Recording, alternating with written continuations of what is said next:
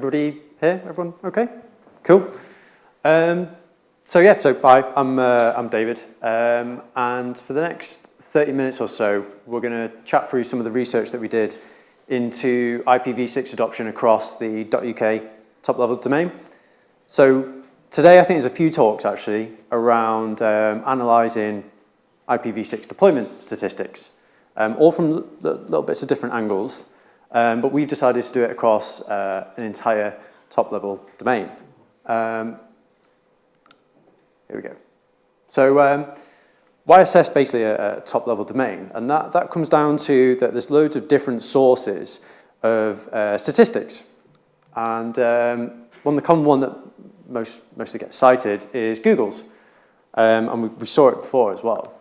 And Google Statistics, as Veronica mentioned before, has just crossed the 50% mark for the United Kingdom.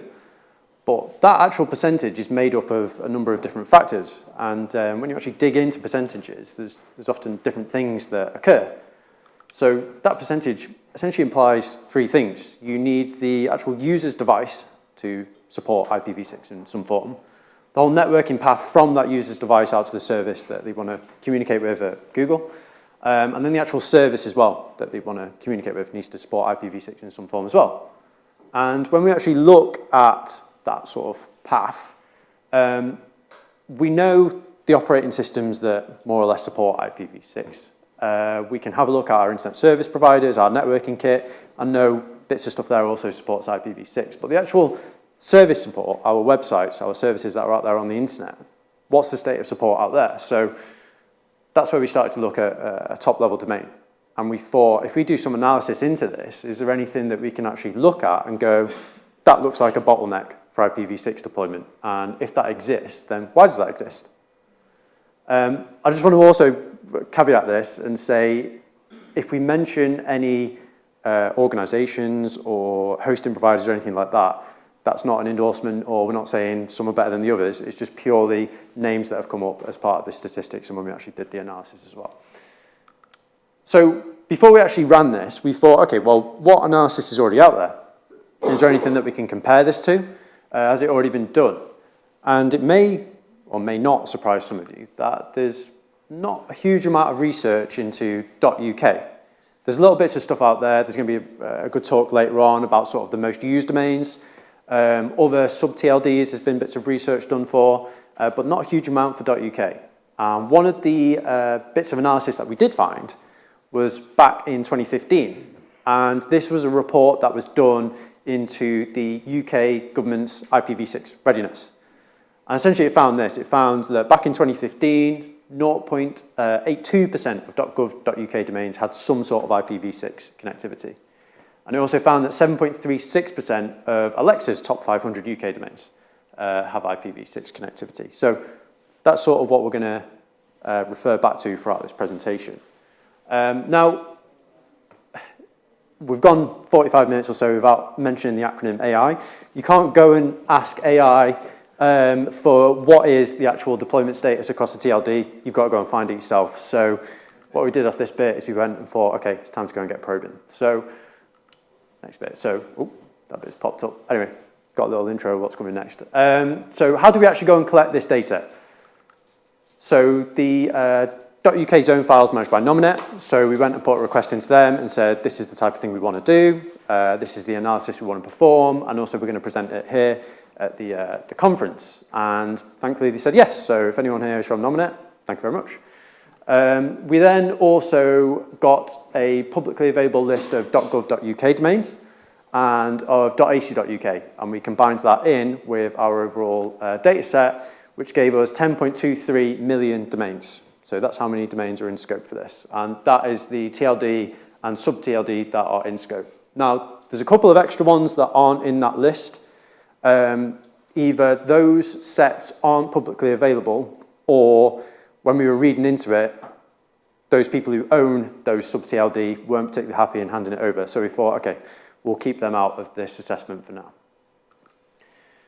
So what's the actual assessment that we performed? This is based on NIST assessment methodology. It says former because if you actually go and have a look at this, what NIST used to go and do was they would analyze the US government sort of department's IPv6 readiness. It doesn't actually exist anymore. So if you go and look on the Wayback Machine, Internet Archive, you can go and see the type of stuff that they did.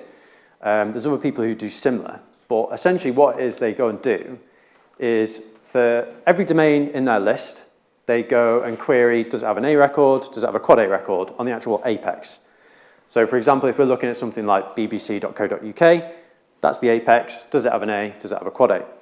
And then they go one deeper on that as well, and they go, okay, for every single domain, what about the www dot? Does that have an A, does that have a quad A? Now, for any domain that does have a quad A on either the apex or the www dot, we go a little bit deeper and we start looking at the name servers. Again, we resolve all the name servers, and for every single one of those, does that have a quad A record? And then we do the same for MX as well. So we're looking at not just sort of the front door, but we're also looking at the infrastructure that's behind that. There is a fourth bit to this, and that is looking at sort of CNAME records as well. And we did actually analyze that as part of this study. We've not included those stats in this presentation because it's quite stats heavy anyway, and we thought, we don't want to go too much. But also, it gets a little bit tricky as how far do you actually follow those CNAMEs, what's actually in scope for .uk, and things like that. So there's still a bit of work going on there, and we'll probably post that on LinkedIn when we find out a bit more. Cool, so let's get into it. So what do we actually find? So basically the structure of this presentation is going to go down in levels. So we're going to start right at the high level, and then we're going to keep breaking it down. So what do we actually find? So on the actual apex only, so we've got those 10.23 million .uk domains. We found that 8.62 million have an A record on the apex. So it's quite high, that's probably what you'd expect to see. We actually found that 1.78 million have a quad A record on the apex. And now, before we did this, we actually asked a few people and said, what do you predict it's going to be? And the actual common answer was in the single-digit percentage. A few people said less than 1%. It's actually 17.3%, which is higher than I think most people were predicting at the start. And if we combine those two together, again, the number that we've classed as dual stack is pretty much the same as the quad A record rate. And we've said pretty much the same because we actually found that there was about 2,000 that only had a quad A record on the apex, that didn't actually have any A record at all. And we'll go into that in a little bit more detail because it gets a little bit interesting. Cool. So again, going down in that layer of granularity. So what's the prevalence for the www dots? So again, we've got the same 10.23 million .uk domains. We already know that 17.3% have a quad A record on the apex. And we found a little bit less. So we found that 14.4% of those have a quad A record on the www dot. Now, why do we actually analyze the www dot? Because that is normally the entry point for most users to most services and websites. It's not always the case. And when we combine that together, again, a little bit less still, we found that 13.6% have a quad A record on the apex and the www dot. And that's perhaps something that we would expect because, again, not all websites use www dot as the front door. And as we were doing this analysis, we were thinking, was there any other subdomains that we could maybe include? There was a couple that came to mind that might be quite popular, such as like portal.domain and things like that. But we thought for the sake of this, we'd just keep it as www dot. And also, we didn't really want to go probing around on portals and things like that because, we don't want to actually annoy the people who own the domains or maybe expose something. So what's the difference? We got some sort of quick stats on that as well. And this sort of reiterates that point of not everything uses www dot as the front door. But the outcome of this was whether something had a quad A record on the apex, the www dot, or both, all of those domains pass through to this sort of next stage of analysis that we're going to do. So if something didn't have a quad A record on the www dot, but it did on the actual apex, then we still go and analyze the sort of name servers, the mail records, all that sort of stuff. Cool. And again, we found that some of these domains were IPv6 only on the actual www dot too. Cool. And yeah, many sites use www dot as the entry point, but not all do. Now, we've mentioned that we did find some domains that didn't have an actual A record, and we thought this was quite interesting. And we dug into this a bit more when we actually looked at the data. So this is combining the two numbers. So when we mentioned the number about www dot and on the apex itself, this is how many there were in combination. And we thought about this, and we thought, would you actually expect a domain or a website to be IPv6 only in the UK? Because if you're a, say, website owner, a website developer, say if you've got a service, then by making your website IPv6 only, is it essentially invisible to a proportion of your users or your traffic who might visit it? If it's a globally facing website, are you cutting out certain countries and things like that? So we thought this was quite interesting as to why these domains are actually IPv6 only. So we did the analysis, and yeah, that was some of the hypotheses we came up with. We thought, is this because of misconfigs? Is this sort of experiments? We also acknowledged as well that some of this was probably intentional. People were actually doing IPv6 only. And this is the analysis that we came up with. So we found that a good chunk of these was sat in Google, AWS, Cloudflare, Hostinger. And some of these hosting providers, as we mentioned before, do offer that IPv6 only option. We found that a good chunk as well we classified as shared hosting. Now, what we mean by this is that this was a huge chunk of domains that all resolved to the same IPv6 address. But it appeared that they were owned by different people. Which we thought was quite interesting. So we were wondering around this, was this some sort of network address translation going in place?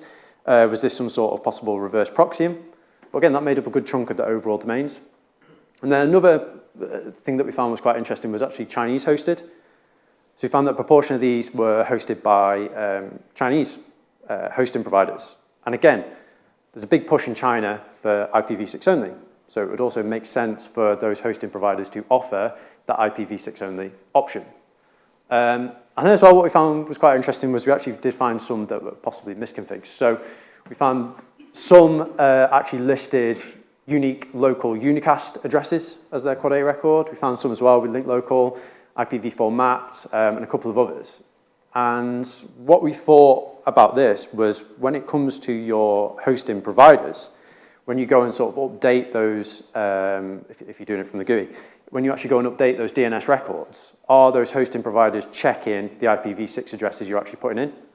Are they actually looking at it and going, you know, that's actually a valid IPv6 address that you should be applying to a Quad A record?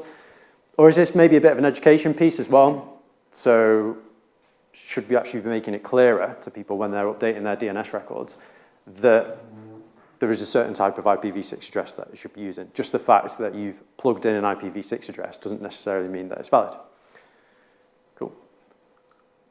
So again, going back to the full analysis and going to that next level. So we've got 1.8 million domains that are in scope now. And this is basically the domains that had a Quad A record on the apex, the www dot, or both. So 1.8 million domains in total. Yeah, I'm pretty sure there's a big table of stats about to come up, so we'll chat through it. Cool.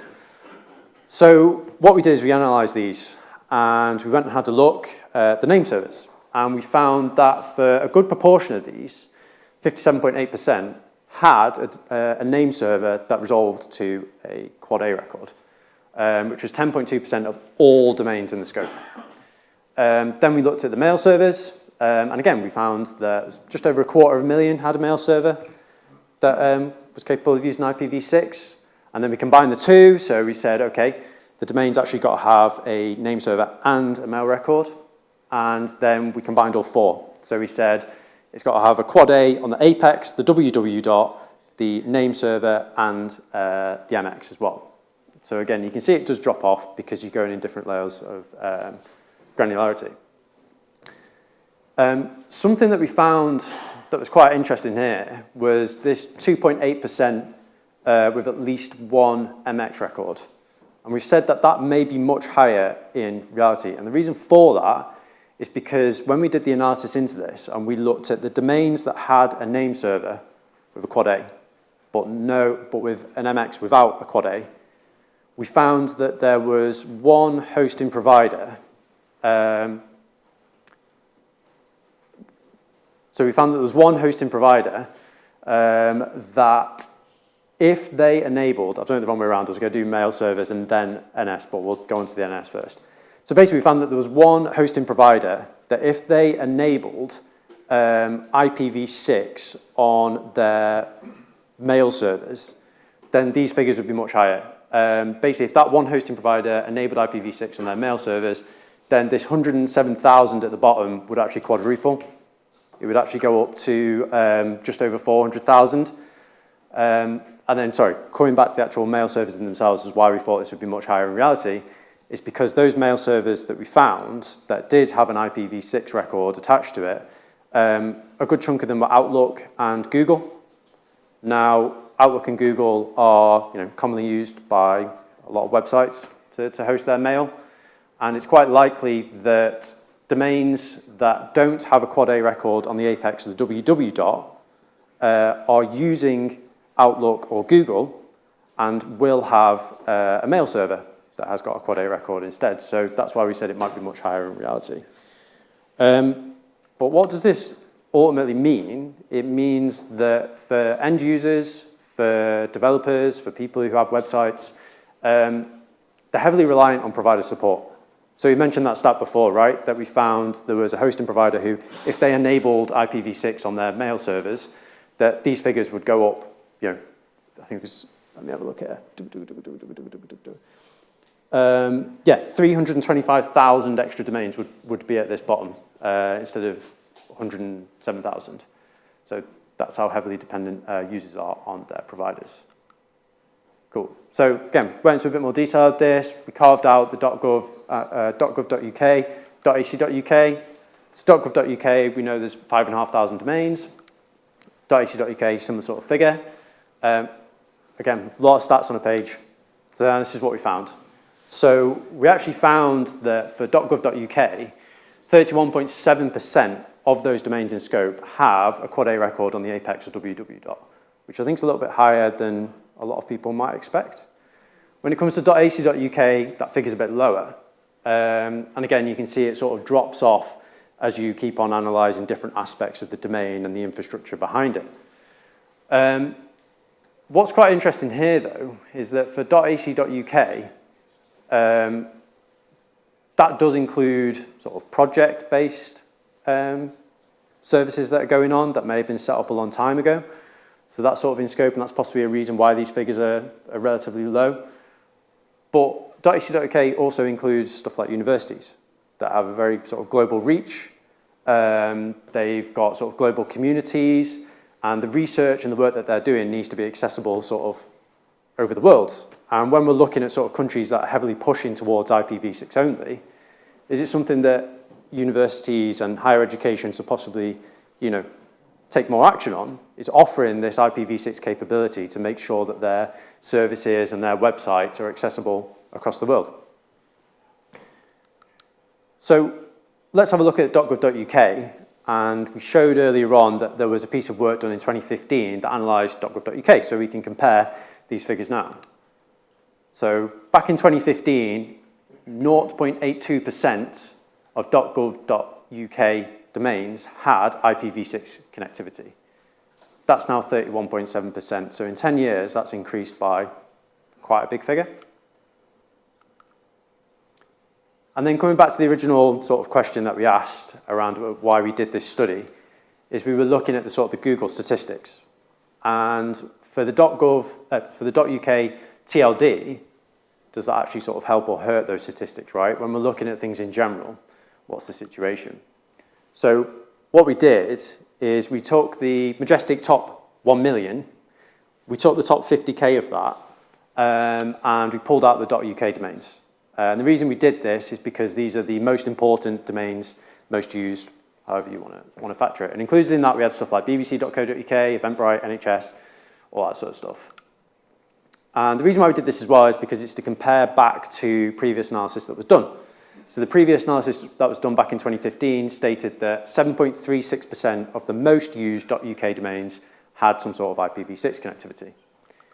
The problem here was that Alexa now no longer exists. They no longer have those stats anymore.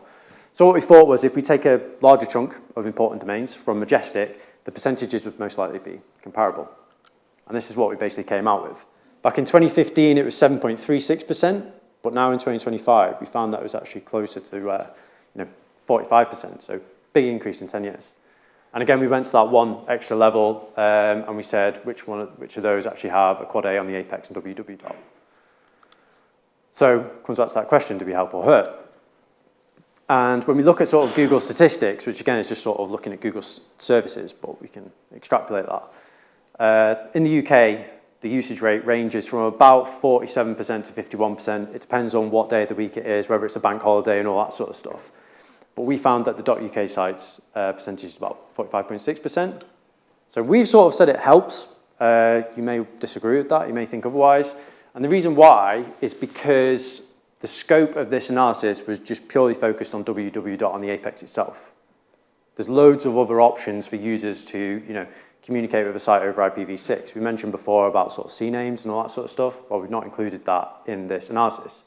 So the actual figures here are probably going to be a little bit higher if you did a thorough analysis over an entire domain. So what we did was we basically put all the findings on one side, because I know there's a lot of stats that have gone through this, so we thought we'll just chuck them all on one side, makes it a little bit easier to look at. And then the sort of high-level comparisons of what we found. So back in 2015, it was 0.82% of .gov.uk, now it's 31.7%. Back in 2015, it was 7.36% of the top .uk sites. Now it's 45.6%, so big increase. And now what I've written here is actually different to what I've got in my most recent slides. What I wrote here was actually ask service providers about MX support, because we were so interested in that original stat to say if one hosting provider enabled Quad A on their mail service, how big the jump would be.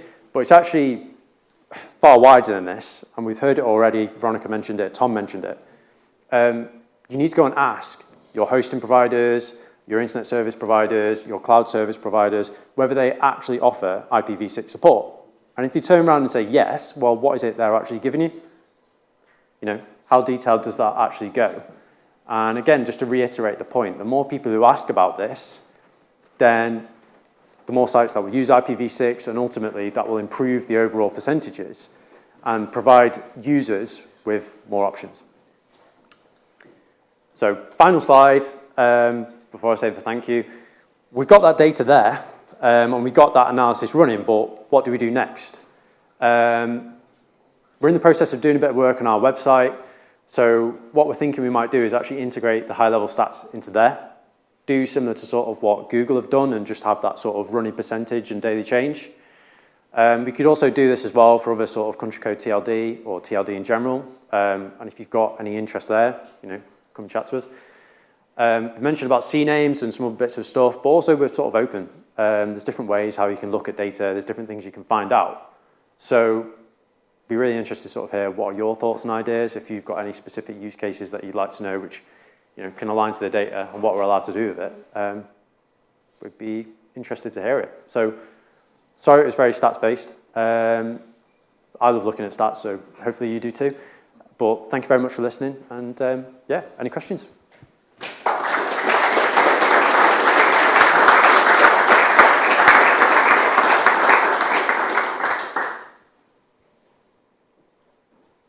Cool, Graham. As no one else has jumped in. Looks kind of similar to something I did just for the UK universities a few years ago. Is the hosting provider for the mail stuff Outlook? No. Oh, interesting, because one of the big things that I noticed with the universities hosting was if Office 365 enabled IPv6 Quad A's for all their hosting, UK universities would be at over 50% MX records with Quad A's. Yeah. So interesting that there's another one out there. But it does come back to this whole, it's all being hosted by someone and these days, so it needs to be supported by them. Yeah. I think just to build on that, I don't think I mentioned it particularly while I was going through it. We found that a good proportion of, I think it was 31% of sites that did have a Quad A on MX were Outlook.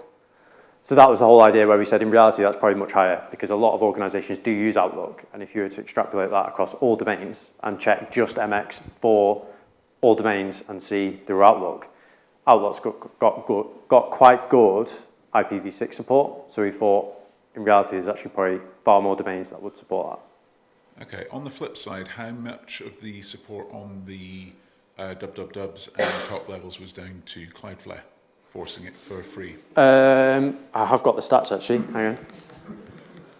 Here we go, let's back it up. I think, I want to say it was around a third. I have got it in my notes though, sorry. We're going all the way back through. I'll tell you in a minute. It's around a third, I think it was. Oh, here we go, could have had it. Oh no, it's going to go back. Oh. 33% were Cloudflare. There was one which was actually larger than that. I won't say who. You can come and ask me if you want, and I'll tell you. Yeah, there you go. Cool. Do you have any concerns that the dependency on a few players for V6 here is suggesting that there's an unwarranted dependency on the centralisation of the internet, and it's not being a widespread transition? I think that's a really good point. And I think the word that you used to describe it, centralised, is a great explanation. I could be about to absolutely butcher the quote, but I remember reading something around sort of like version 1 of the internet. And the idea was that it was decentralised. Everybody played a part in it. There was no sort of like central owner of the internet.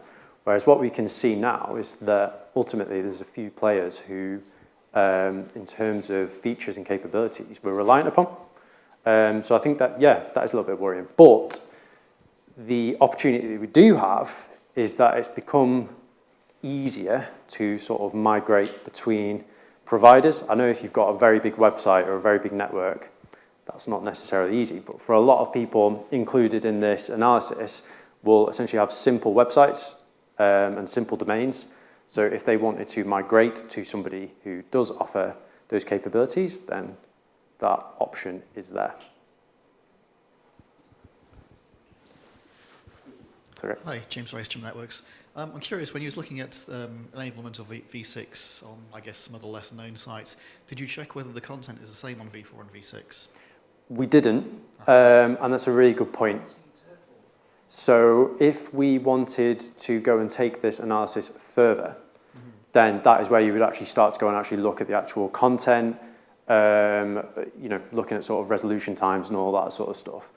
But purely because we had such a large scope of domains and the time to get this stuff done, and essentially what we wanted to get this down to was we wanted to be able to lap all the domains that were in scope in a short time frame. And we found that once we started introducing additional checks, we started to creep above that. So for the scope of the analysis and the presentation, we didn't check out. It wouldn't surprise me if for some of the lesser known websites that the V6 version is just, congratulations, you've configured Apache correctly. Exactly. Yeah. And actually, I was just looking back through some IRC history. 4 years ago, or 4.5 years ago, as an April Fool's, I removed the A records for my company's website. Yeah. They're actually back. My co-workers staged a coup and put them back in after a few months.